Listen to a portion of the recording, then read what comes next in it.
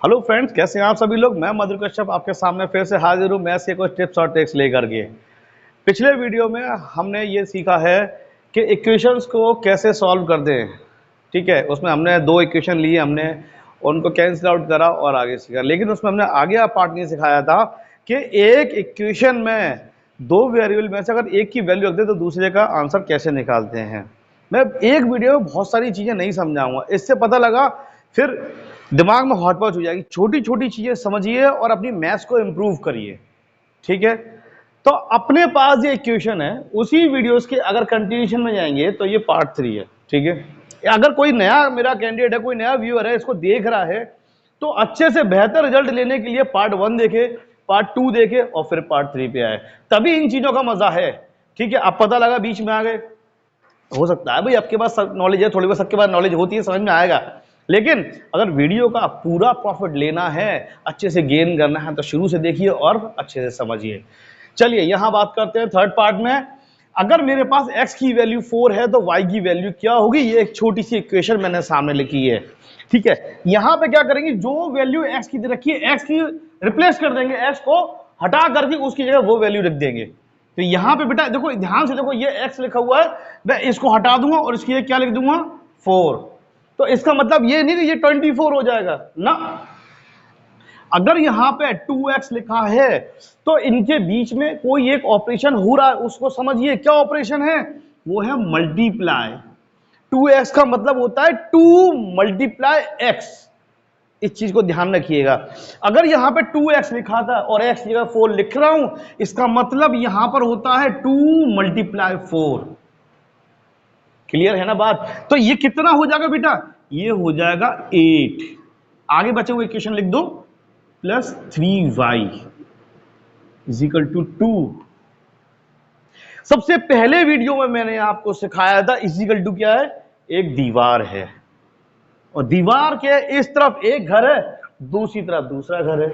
जब एक घर से दूसरे घर में जाएंगे बेटा तो कपड़े चेंज करेंगे, नंबर जो है अपने कपड़े चेंज करेंगे, मतलब अपने प्लस से माइनस कर देंगे और माइनस से प्लस कर देंगे। उनके बाद दो जोड़े कपड़े होते हैं, एक प्लस होता है एक माइनस होता है। यही मैंने बात बताई थी फर्स्ट वीडियो में। अब यहां पे मैं एक नई चीज बता रहा हूं, किसी इक्वेशन में अगर किसी वेरिएबल की वैल्यू निकालनी है तो बस इस बात का ध्यान रखो, उसे घर में अकेला कर दो, उसे घर में अकेला कर दो और आपका आंसर आ जाएगा। देखो मुझे y की वैल्यू निकालनी है और y इस घर में रहता है, तो इस घर में y के साथ कौन रहता है, 8। सबसे पहले अगर y को अकेला करना है तो 8 को हटाओ, जिससे कि y थोड़ा अकेला हो सके। जो नंबर दूर है पहले उसे हटाओ।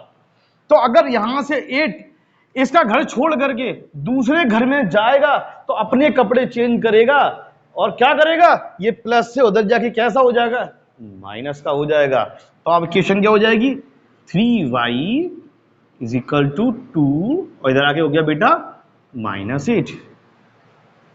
ठीक है, इतनी बात समझ में आ गई। पर मैंने आपसे कहा y को पूरा अकेला कर दो, पूरा। अभी इसके पास साथ में कौन चिपका हुआ है, 3 और चिपका, भाई इसको हटाना है। देखो जो प्लस माइनस वाली वैल्यू होती है ना, वो इधर से उधर जाती है, उधर से इधर होती है, अपने सिंबल चेंज कर लेती हैं।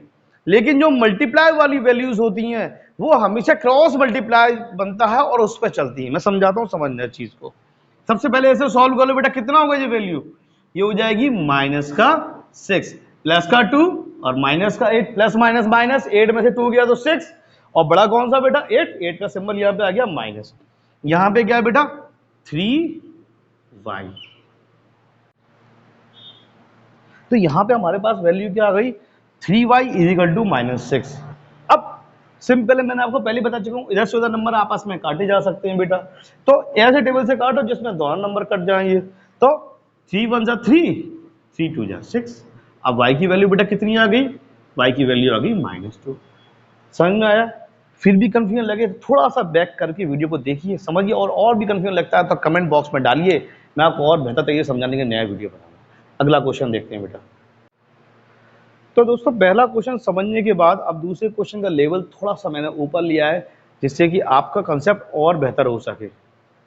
ये इक्वेशन रखी पहले की तरीके से बेटा, और यहाँ पे देखेंगे y की वैल्यू कितनी है 1/3। आपको वैल्यू निकालनी है x की। क्या करना है, सबसे पहले वही है कि y की वैल्यू 1/3 इक्वेशन में जहां पे y लिखा हुआ है ना, इसको यहां पे लिख दो। ये बेटा y लिखा है ना, इसकी जगह क्या लिखोगे, इसकी जगह लिखोगे 1/3।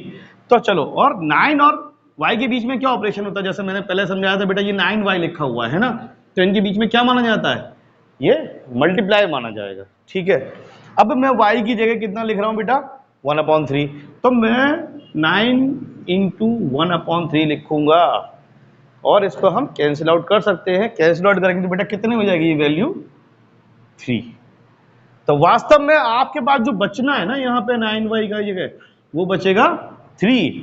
यहाँ पे पुट करते हैं और समझते हैं। ठीक है, 9 मल्टीप्लाई 1/3 प्लस, बाकी इक्वेशन को चाहो तो सेम लिख दो, अब क्योंकि अभी किसी में कोई बदलाव नहीं करना है, हम स्टेप बाय स्टेप समझेंगे।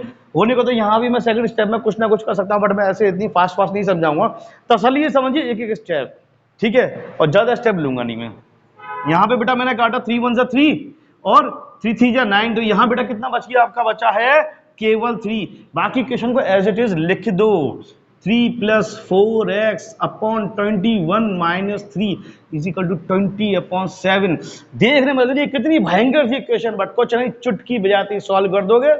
मैंने जो बताया था उस नियम को याद रखो, ये है = के ऊपर एक दीवार, एक घर इधर एक घर इधर, जिसकी वैल्यू निकालनी है उसे घर में अकेला करो। यहाँ पे बेटा मुझे x की वैल्यू निकालनी है, x को अकेला करूंगा, जितनी वैल्यू इधर से उधर ट्रांसफर कर सकता हूं कर दूंगा। ठीक है, यहां पे देखो ट्रांसफर करने से पहले समझ लो इनको आपस में सॉल्व हो सकती हैं क्या। ये 3 है यहाँ पे प्लस का, और यहाँ 3 है माइनस का, प्लस माइनस के 3 आपस में कट जाते हैं और रिजल्ट देती है 0। ठीक है, यहाँ पे एक खास बात याद आई तो मैं आपको बताता हूं, जैसे प्लस का 3 और माइनस का 3 जब आपस में कैंसिल आउट होंगे तो बेटा रिजल्ट बनता है 0। जब यही 3 डिवाइड हो रहे होते हैं बेटा, यहां भी 3 से 3 कट जाता है, बट रिजल्ट होता है 1। छोटे छोटे पॉइंट्स हैं, क्वेश्चन पूरा गलत करा देते हैं अगर नहीं अच्छे से समझ में आए तो। याद रखिएगा इस पॉइंट्स को, जब प्लस माइनस में कटेगा तो 0, अपॉन में कटेंगे तो बेटा 1 रिजल्ट देता है। यहाँ प्लस माइनस में कटे तो 0 लिखने की जरूरत नहीं है, आपके पास क्या बचा बेटा, सिर्फ 4x और अपॉन में 21 = 20/7। पिछले क्वेश्चन में मैंने बताया था आपको कि यहाँ ऊपर ऊपर वाली वैल्यू कट सकती हैं। जब ऊपर ऊपर वाली वैल्यू आपस में कट सकती है तो नीचे नीचे वाली वैल्यू भी कट सकती हैं, ऐसा होगा ना। अब देखिए बेटा, यहाँ पे 4 है, ये 20 है, दोनों किसकी टेबल में आते हैं, आने को 2 में भी आते हैं, पर हमेशा कोशिश ये करो कि बड़े से बड़ा नंबर देखो। यहाँ पे 4 की टेबल में दोनों आते हैं, तो 2 से काटने से बेहतर होता है 4 से काटो, है ना। 4 1 4 और ये कट गया 4 5 तो जैसे ऊपर वाले नंबर कट सकते हैं बेटा, ऐसे नीचे वाले नंबर भी कट सकते हैं। तो यहाँ बेटा देखो 21 जो है 7 से काटा जा सकता है, दोनों किसकी टेबल में आते हैं, 7 की टेबल में आते हैं। 7 1 7 और 7 3 21। क्वेश्चन तो यहाँ सॉल्व हो गया, पर आपको समझाने के लिए एक छोटा सा स्टेप और लूंगा जिससे कि माइंड बिल्कुल क्लियर इमेज हो जाए। यहाँ पे क्या बचा बेटा, आपका x बचा है, 1 तो लिखने की जरूरत नहीं है इस जगह, 1x को सिर्फ x लिखेंगे बेटा, और नीचे क्या बचा बेटा 3 = 5/1। ये नंबर्स बचे हैं आपके पास। तो आपको क्या करना है, क्रॉस मल्टीप्लिकेशन अगर आपने थोड़ा बहुत पढ़ा हो तो नंबर जो है इस क्रॉस पे चलते हैं। मुझे x को अकेला करना है ना, तो बेटा इस 3 को यहाँ से हटाएंगे तो क्रॉस से चलेगा जाएगा 5 के पास, और जो 5 के बाद जाएगा हो जाएगा मल्टीप्लाई हो जाएगा, 3 5 50।